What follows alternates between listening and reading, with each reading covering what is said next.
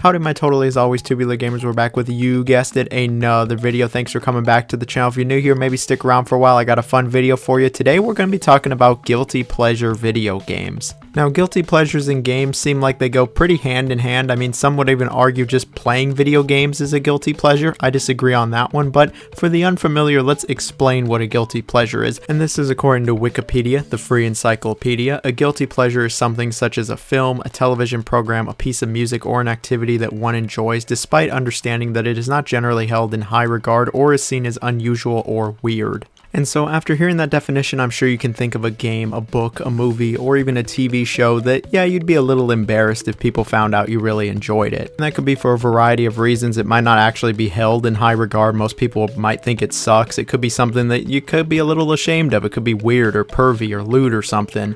There could be a ton of reasons, but because I have no shame, I'm going to actually share with you some of my video game guilty pleasures. Now, when I was coming up with this list, I actually realized there are quite a few games that I consider guilty pleasures where, yeah, I know they weren't exactly received in the highest regard, and I like these games probably a bit more than I should. But I've narrowed the list down to 15 games that are very much guilty pleasure, and yes, I am very aware that these games aren't all that good. But I still like them even a little bit, which makes them a guilty pleasure. And so with that in mind, let me know down below if you're ready to share any guilty pleasure games that you know might suck but you still like. I'm always lurking in the comments. As always, please like, share, comment, subscribe. We got the Patreon and the super thanks. Any support is truly greatly appreciated. Seriously, if you made it to this part, you're awesome. I really do appreciate all the support. It's been helping me get through these times. And so with that, let's get into the list. Now, when I think of guilty pleasure games, one series always comes to mind immediately, and that is Sonic the Hedgehog. I could probably have an entire list of just Sonic guilty pleasure games, and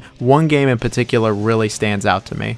If I could only pick one guilty pleasure Sonic game, it would absolutely be Shadow the Hedgehog, one of the most over-the-top and comically edgy and dark games from the mid-2000s that I really just love to pieces. And I'm very aware that this is not a very good game. I don't think I've ever thought it was a very good game, but I've still quite enjoyed it nonetheless. Like, don't get it twisted, this game is chock full of issues, and it's probably one of the worst 3D Sonic games of them all. The controls are sometimes terrible, the combat is incredibly sloppy, you have to play through the game like 10 fucking times to actually beat it, and some of the missions are just terrible. So why do I like it? You know, there's just something about this game. Ever since I played it as a young child, I was just fascinated by it. Maybe it's the dark world, maybe it's the fact that Shadow says damn or you get guns. Where's that damn fourth Chaos Emerald? Or maybe it was just that it's as needlessly edgy as it gets. I mean, Black Doom, the Black Arms, really the story in general tries to be as dark as possible, and it's just such a sharp contrast from what Sonic the Hedgehog is. Like, as time moves on, this game just sticks out more and more, and it honestly becomes funnier and funnier. Like, it's so far removed from anything Sonic related that it's hard to believe Sega actually put this out, but they did, and it really is just hilarious to come back to. I mean, there's a mission where they ask Shadow to assassinate the President of the United States. It's just so ridiculous, you can't make this shit up. And yeah, the gameplay certainly leaves a lot to be desired, but hey, at least the music slaps. I've always really loved the music to this game. I will defend the music, it is quite good. And I mean, if you wanted to see more of Shadow, you got that here. Maybe it's because I love Shadow. Shadow's one of my favorite Sonic characters, and I just really wanted to play as him more. He's only in like 5 missions of Adventure 2, and he got an entire game dedicated to him and his backstory, and yeah, his backstory is pretty fucking stupid. I mean, aliens are pretty ridiculous, but ridiculous or not, this shit's hilarious, and I'll always love this game. I'll sure as hell never recommend it, but I would recommend the music, watching some of these funny ass cutscenes, and maybe even watching a playthrough. And now our next game is a bit of a nostalgic one, and that is the Simpsons Road Rage. No, not the Simpsons Hit and Run. I think that is a great game that has aged incredibly well. We're talking about the Simpsons Road Rage. That's the Crazy Taxi ripoff they released a few years prior. Kind of like Shadow the Hedgehog, I did grow up with this game. I grew up watching The Simpsons. I love The Simpsons, even if the later seasons are, we'll just say, forgettable and leave it at that. And this game, looking back, it isn't all that great. It really is just a Crazy Taxi knockoff, and it's not even a very good one at that. The game has several issues to it, so then why do I love it? Well, I think there's really 2 big reasons to this. I love the Crazy Taxi gameplay, whether it is actual Crazy Taxi or a knockoff like this. This gameplay has just always been really enduring to me, and then throwing a Simpsons flair on top of it, yeah, it really stuck to me. And then the other answer is nostalgia. You know, I'm very nostalgic for this game. I remember playing it before going to school in elementary because you could do really quick runs. I remember doing some really long runs. I remember just loving how many different characters there were to play as. I liked the little story mode missions. And there was actually a lot of fan service to the show. A bunch of locations and characters show up. Everyone's got their own unique vehicle. And this is old Simpsons being referenced, you know, really good Simpsons. And so that just, again, really stuck with me. And I really did love this game for a long time. It was only when I came back as an adult that I realized the game wasn't actually all that good. It's stuff that I probably wouldn't really notice as a kid, but playing it as a teenager or an adult, you'll notice this stuff real quick. The controls aren't great, the handling is kind of weird, the collision detection is just awful, straight up, it's just terrible. The game is a little glitchy, and some of these maps are terribly designed. Like, the first map is really well designed, and pretty much everything else is middling to bad. Some of these maps, like the power plant, are just awful, and I would never want to play on these. And the gameplay, it does get quite repetitive. And even though I liked them as a kid, those story missions are not very good at all. They're super short, and the load times are ridiculous. Sometimes the load times are longer than the missions. It's just ridiculous. And so yeah, this game, it ain't exactly that great. Do I still love it? Yeah, I still do love it. I have a lot of, again, nostalgia for it and good memories, and I think that Simpsons fans can enjoy a little bit of it, but is it actually a very good game? No, not really, and that's definitely why it's a guilty pleasure. Like, I'll always cherish it, but I understand, yeah, not a great game.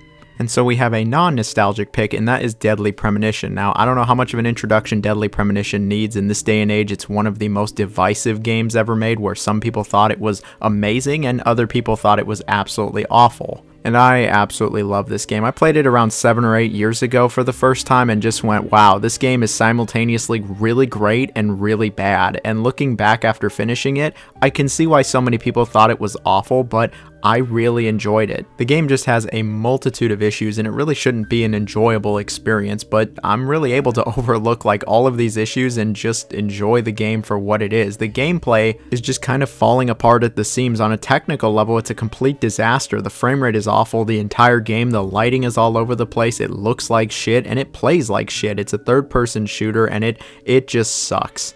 The gameplay is just straight up not good. Whether you're fighting these creatures or driving around in the open world, it's just not a very compelling loop. So then why do I like it? That's because everything else is just so engaging in my opinion. The story is so interesting and it's so well done. The main character, York, is just so great. I really love everything to do with his character, how he evolves and where the story goes. The music is just ridiculous and I love it. And the game just has such a good atmosphere and vibe to it. I really love the vibe of this game, and it really is one of those it's so bad that it's good games, where from the gameplay side and the technical side, it's awful. It's just straight up terrible, but everything else is just so right that I'm able to overlook the shitty gameplay and the frame rate being in usually single digits and still enjoy myself. Yeah, the game sucks, but I still like it, man, and that's why it's a guilty pleasure. And I will just say that I do not share that same sentiment for the sequel. That game is just not very good and isn't even as good as this first one, which already isn't a very good game. And so our next game is a really interesting one that most people probably have never heard of, and that is Darkest of Days, a first-person shooter that came out in the late 2000s. It has such a weird premise where you play as this soldier from General Custer's battalion, and he's about to get killed, but he's actually saved by some time travelers who need him to help them protect history and make sure nobody messes with it and the right sequence of events happens. And yeah, it's pretty stupid, but what this amounts to is you going through time, fighting people and participating in historical battles, and usually they just straight up give you modern or in some cases future weaponry to ensure that history stays correct. And the best example I can give of this is when you're fighting in the Civil War and the wrong side is losing. And so they just give you a homing machine gun to even things out and make it so, you know, the correct side wins the Civil War. And it's as stupid as it sounds. Like, the plot is really stupid. The gameplay is low-key nonsensical, but there's something about this game that I actually like. I remember playing it many years ago and going, yeah, this isn't a very good first-person shooter. The weapons don't feel nice. There's really not much level design. And the plot is just so out there with such a shitty ending also that, yeah, it really shouldn't be a good game. But there's just something about having an automatic weapon in the Civil War that really just speaks to me, man. It's just so stupid, it's so goofy, and it's funny that I found it quite entertaining. The game certainly doesn't have the hallmarks of a good first-person shooter. It really doesn't have the hallmarks of a very good game, and I certainly wouldn't recommend it these days, but it really was just so goofy that I enjoyed my time with it. I like the game. I know it's not good, but damn it, this game just brought a smile to my face, and sometimes that's all you need. The game sucks, but I still like it. And so our next game is actually 3 games. It is the Hyperdimension Neptunia Rebirth trilogy. And I'm sure many of you were not expecting this to be on the list, but yeah, I'll just come out and say it. I actually do like the Neptunia games. I've played several of them now, and I'd say there's at least a little bit of fun to be had with them. Would I say that any of the games in this trilogy are any good? Maybe the third one is alright, but the first 2, yeah, they're probably not very good games. Really, none of the series is very good if we're being honest, but for some reason, they seem to be selling decently well. I mean, to the point where they keep making them. I say for some reason, but we probably all know the reason. It's because we all love Nep Nep. Now, the reason I like these games is not necessarily for the fan service or the characters, but I like that it's just a goofy, low-stakes RPG. You know, I play so many serious games and big world-altering 50-hour-long RPGs that sometimes I want to just take a little break from it all and play something chill and low stakes, and that's what these games are. They don't take themselves seriously, and the plots are really stupid, and sometimes it feels like these games were made just to create fan service for these characters, which I usually just overlook because I just don't really give a shit about that stuff. The plot I just don't really care about much. What I like about these games also is they just give you these big-ass weapons and you just go smash shit. This trilogy basically all plays the same. You just have big-ass weapons and just smash stuff over and over. You get to link combos, and it's very, very simplistic, but sometimes simplicity is fun. I can just turn my brain off and enjoy this for a few hours. It's not high stakes, it's not engaging gameplay, it's just kind of there, and you know, sometimes I just need my junk food. Sometimes I want to watch The Bachelor and enjoy my trashy TV, and sometimes I want to play trashy games, and that is this trilogy. It is a trashy series. The gameplay isn't very good, the story's stupid, the presentation sucks, and I wouldn't recommend it to anybody, but I kind of like these games. There's just something about the simplicity and how low stakes the entire game is that, yeah, I can find myself enjoying it and just watching the hours fly by as I play it. Should I have played much better RPGs? Absolutely, but you know, sometimes we want that trashy shit. And so here we have Carmageddon Max Damage. This was originally Carmageddon Reincarnation, but it was re-released, updated, improved, etc. And yeah, this is the later version of it.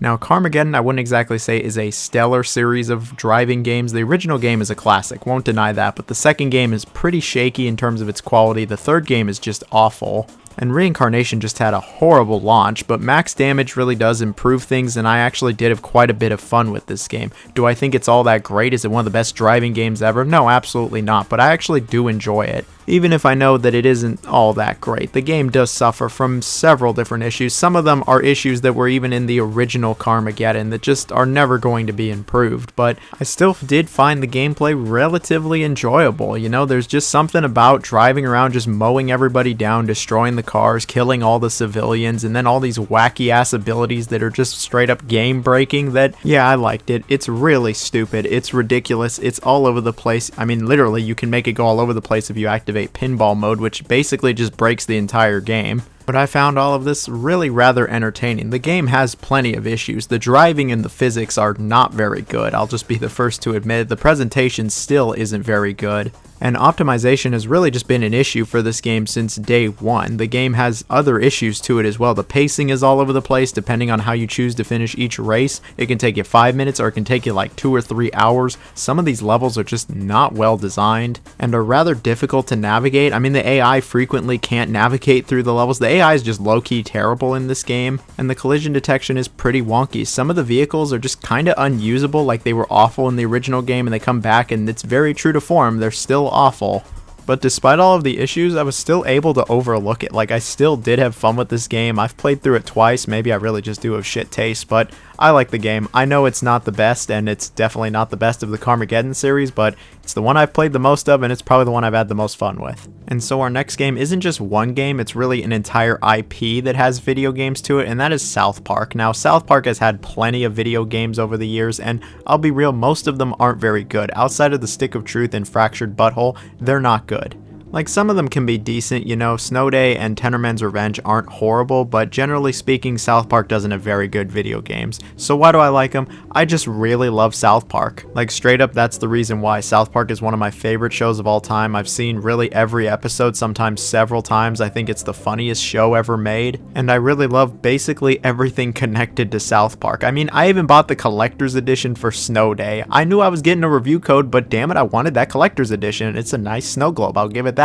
It's better than the game even. But it goes beyond Snow Day. Those N64 games, I know they're not very good. Do I still like them? Yeah, I still like them. I still enjoy the first-person shooter that has plenty of issues. I still have some fun with South Park Rally, even though I'll be the first to admit it's one of the worst racing games I've ever played. And Chef's Love Shack, well, that one I actually struggle to overlook some of its issues, but I still kind of like it. It's still kind of funny. All of these games, I think, are still funny. It's all South Park. It all relates back to the show, and usually there's some half-decent fan service, but I certainly wouldn't recommend any of them outside of the two RPGs to anyone. Maybe to the most die-hard of South Park fans, but other than that, no. All of these games are bad. They all have major issues, especially South Park Rally. Like, that is not a good game, but damn it, it's South Park. I love South Park. I'm gonna just inherently like really everything South Park is attached to, no matter how shit it is. I know basically every South Park game is ass outside of the two RPGs and Phone Destroyer, but that ain't gonna stop me from still liking these games. I don't think they're good games. I don't think anyone should play them, but I'll always cherish them, really warts and all. And it's kind of funny that Snow Day comes out and I just immediately add it to a list like this where I'm like, yeah, I know it's not very good, but I still like it. It's South Park and I still found it somewhat entertaining.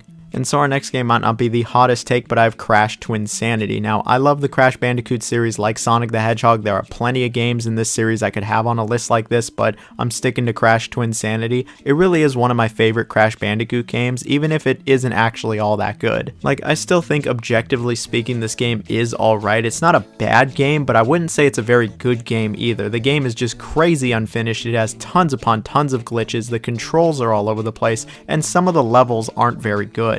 It's also rather short and it's just not very replayable, not like, say, the original Crash Bandicoot trilogy is. So then why do you like it? It sounds like you just ripped this game a new asshole. Well, like many other games on this list, I am very nostalgic for it. It was actually the first Crash Bandicoot game I played, so I very much love that, but I'm also willing to overlook all of these issues because the game, I think, still has a lot going for it.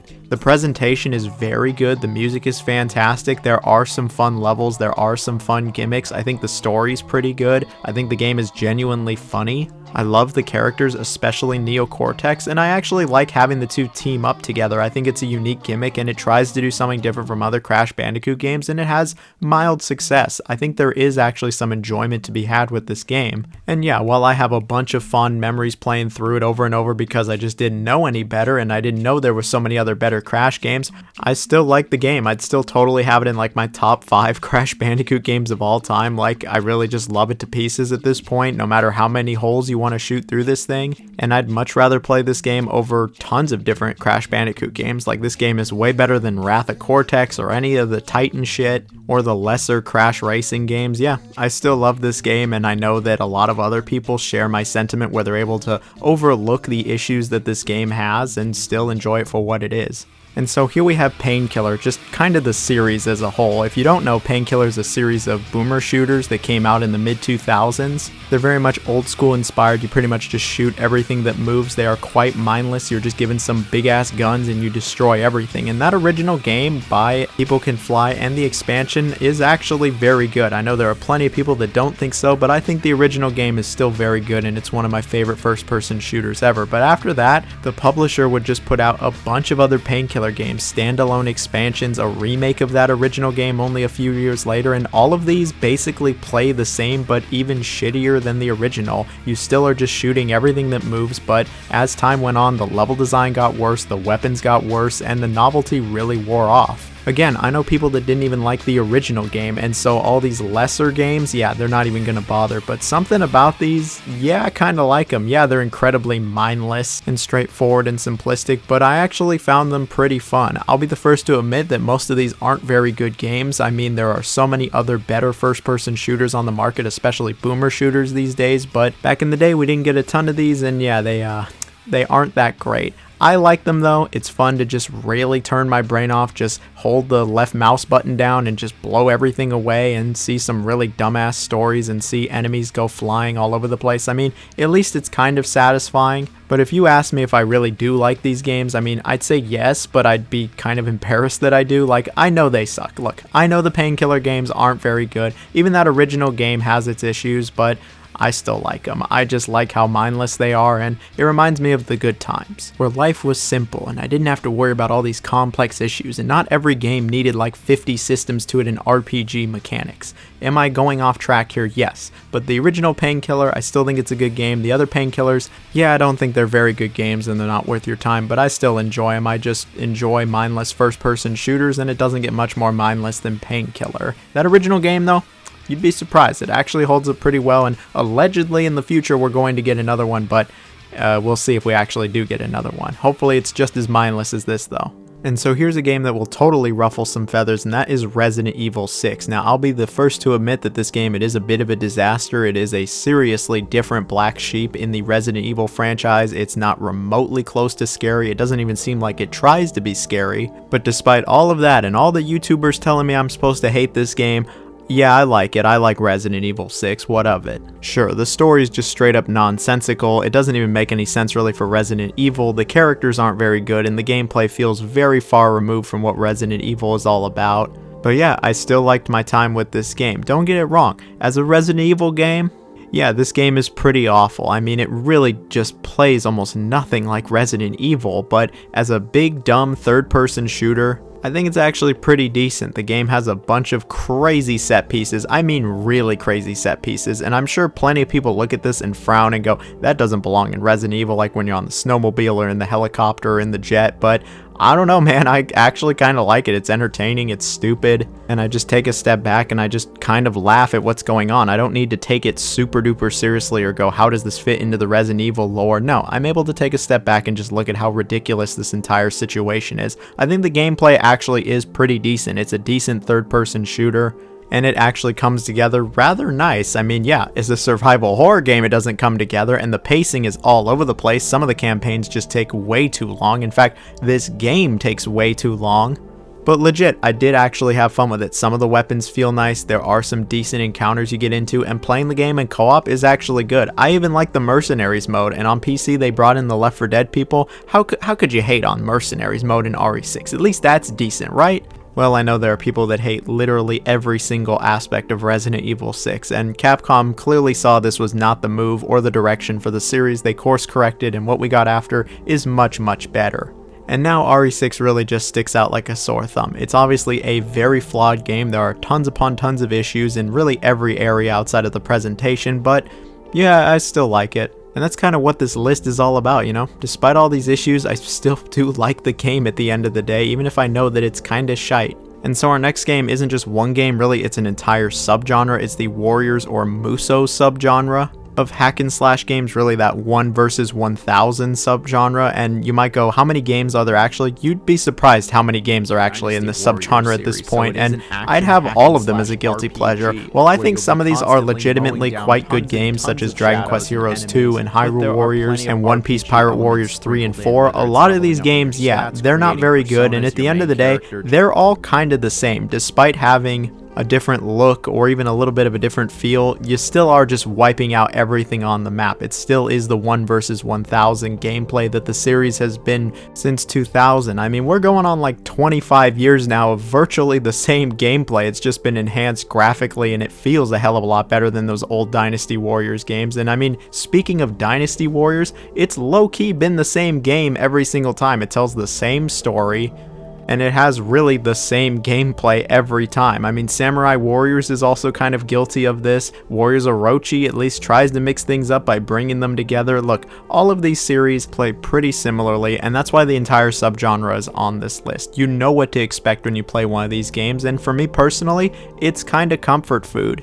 yeah, they all play pretty similar, they are pretty mindless, and they all eventually get repetitive and stale, but man, I love these games. I love the Warriors franchise. Sometimes I really just want that comfort food where I play a game and know exactly what I'm going to expect, and sometimes they throw in some cool licenses like Persona or Zelda in there, and that's even cooler. You really just wipe everything out, you can just chill and turn your brain off and take over each territory. Would I say that all of these games are good? No, and they're clearly not for everybody. I know there are plenty of people that don't like the Warriors games and don't like that there really isn't much depth or strategy and that they are relatively mindless, and that's fine. Not every game is for everybody. I like the Warriors games, but I very much can tell that they are a guilty pleasure and that a lot of people don't care for this series or what it's trying to do. If I had to pick a specific series that I would isolate for this list, I'd probably just go with regular Dynasty Warriors. Yeah, pretty much is the same game and story every time, but damn it, my dumbass brain likes it and I just love these games. I have way too many of them and they're taking up all the shelf space. And so our next game is definitely more of a recent addition, and that is Plumbers Don't Wear Ties, specifically the re-release done by Limited Run. Now, Plumbers Don't Wear Ties is definitely one of the worst games ever made. I don't think anyone's going to deny that, but I love this game, man. It is so entertaining, and this re-release just has so much care and love put into it that it's absurd a game of this quality got this much attention. The game is barely even a game, really. It's just a slideshow where you make a few choices, and what you're watching and listening isn't good at all. Like, it just straight up isn't. The story is so dumb. Seeing our main character, a plumber, try to get with a girl, and that girl just trying to get a job, and a bunch of stupid shenanigans show up. There's like a narrator, there's a subplot with the narrator. I don't want to spoil anymore. The story's dumb, the pacing is wild, and you're really not playing anything. You just kind of sit here and listen to them bicker back and forth the entire game, and it goes on for like 2.5 hours, and then you can replay it to see a few other scenes, and it's no wonder why so many people immediately said that this was barely even a game, and if it was one of the worst games ever. But it absolutely is one of those, it's so bad it's good. Like, the acting and the story are just so bad that it becomes actually good. It's endearing. You want to see what happens because it's just so bad. It's funny. It made me laugh. It kept me entertained. I didn't care that I was barely playing anything. I didn't care that the production values awful or that the acting's awful or the story's just as nonsensical as it gets.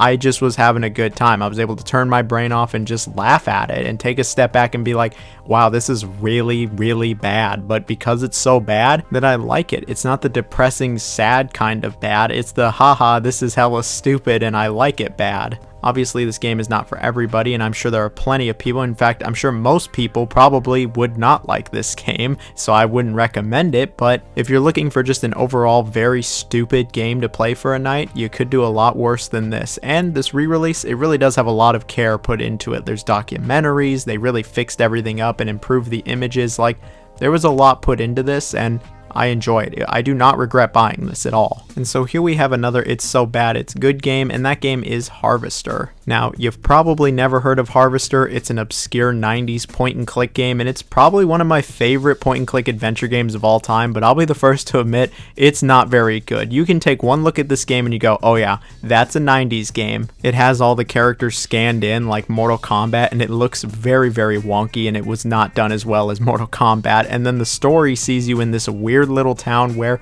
things are not all that they seem, and that's all I'll say. The story is actually very interesting. It kept me very engaged, and I really wanted to see what was going to happen. The characters are all so weird and different and all over the place. Like, the characters are so unhinged in this game, and this game is just a ton of out-of-pocket shit that really should not be in a video game. I don't want to spoil too much. I'll just say it is super out-of-pocket, and it's hilarious. The acting is not good, the story's all over the place, and it really is so bad that it's good. I became very engrossed in this world, and I really wanted to see just how much stupider it could get, and it really does only get stupider. The point and click gameplay is serviceable at best. It's nothing special. The puzzles are kind of obtuse and are also kind of stupid, and it's one of those games I'd recommend just kind of getting a walkthrough out for immediately, because some of these puzzles, yeah, you got me. I just have no idea how you're supposed to figure this out. And there are actually some stakes to this. You actually can get killed. Yes, it's a point and click game where you can get killed. Imagine if you could get killed in like Monkey Island or Sam & Max. That'd be ridiculous. Here,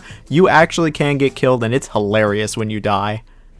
I appreciate your honesty, comrade.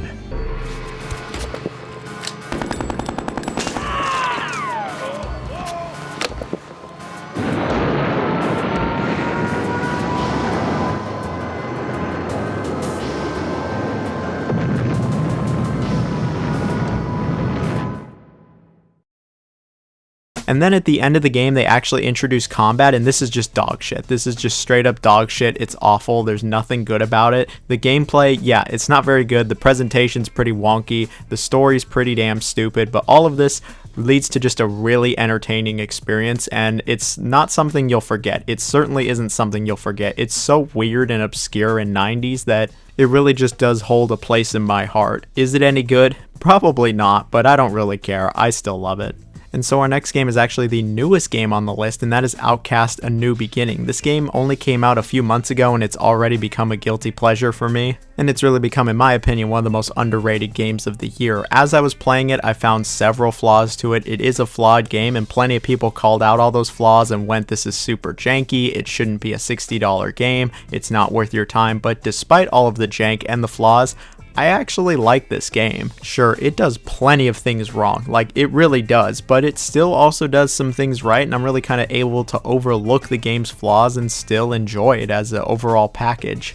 Taking place after the original Outcast, it sees our main character Cutter Slade returning to save everyone. In the story, yeah, it's kind of all over the place. Like, it seems decent, I like how alien everything is, but the more I played of it, the more I just didn't really care about the story, and the writing is simultaneously awful and good. Like, sometimes it's really cringe and it tries to make a bunch of jokes that don't land, and occasionally, yeah, it is funny. It actually does have some funny moments to it, and sometimes, yeah, it's kind of like Marvel and I'm just gritting my teeth and like, please stop.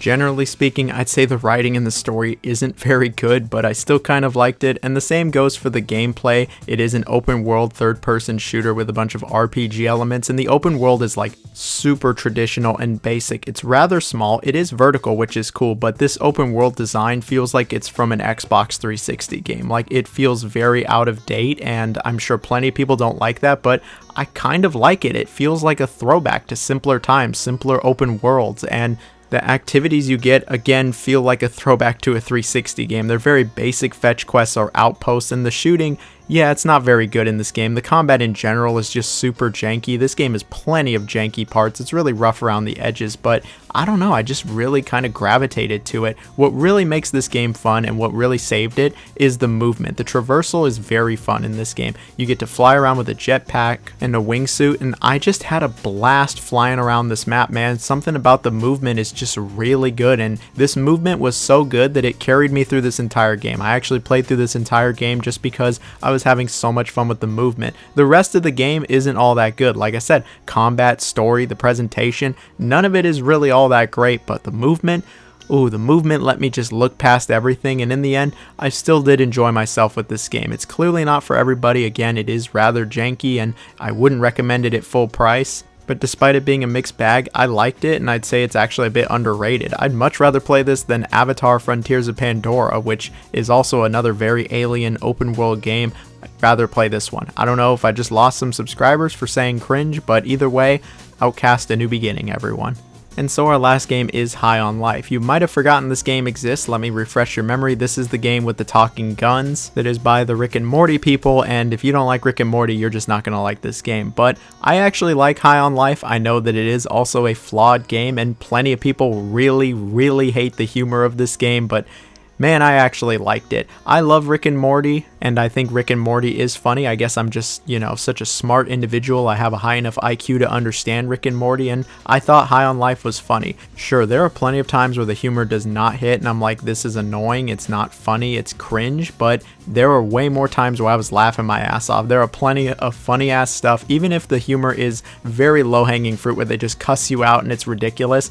I found it funny. Call me immature, but I laughed plenty of times at this game, and if you think the game is funny or somewhat entertaining, you're probably going to be able to overlook the rest of the game. It's a pretty standard, decent first-person shooter. The guns feel okay, the level design is alright, presentation and music are actually pretty solid, but the gameplay itself isn't really anything special. Despite that though, I really did think this was a worthwhile experience just because of how stupid some parts of it and how funny it does get. Like the gun that just goes, let's do it. Like, I don't know. I just think that's really funny. Let's do it. Let's fucking do it. Like, it's stupid shit like this that, yeah, it makes me crack a smile. It makes me laugh. And it makes me enjoy my experience with the game. I mean, not every game, again, has to be super duper serious. You know, I love my really serious games, my God of Wars, and really just any AAA game that are very serious. But sometimes really stupid, goofy games like this is all I need. I like breaks in between all my serious games. I don't want to only play serious games. That's how I easily get burnt out, and playing dumbass games like this with let's do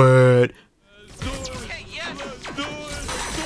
And it really helps me, you know, not get burnt out. And so High on Life, yeah, I know the gameplay is kind of subpar. It's not great. The level design's whatever. And it's full of stupid, annoying characters that most people really do hate. But yeah, I like the game, and that's really a guilty pleasure of mine, that I enjoy High on Life, I enjoy Rick and Morty, and at the end of the day, it made me smile. All of these games made me smile despite their quality, and that's really all I'm looking for sometimes. And so that's it for this video. Hope you all enjoyed it. Hope it was what you were looking for. If you made it to this part of the video, comment bricks. That will be our secret code word that you made it to the end of the video. You'll get a heart from me. Let me know down below what are some guilty pleasure games you feel, games that you know might suck, but you really like them anyway. I'd love to hear it. Anyway, that's it from me. Hope you all have a nice day. Bye-bye now.